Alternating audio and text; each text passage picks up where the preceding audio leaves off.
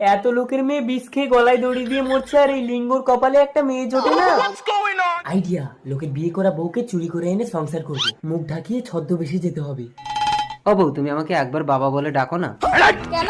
আজ এত বছর হয়ে গেল, আমাদের একটা বাচ্চা হলো না।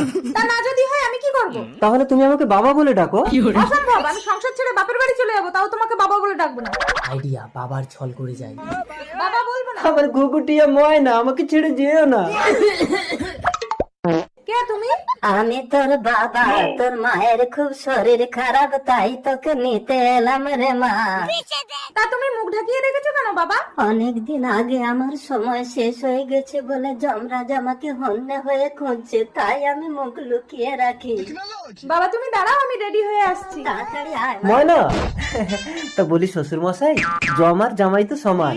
আমি শুনে নিয়েছি মানে আপনার দিন শেষ। দেখি মুখটা দেখে দেখি। লিঙ্গ তুই?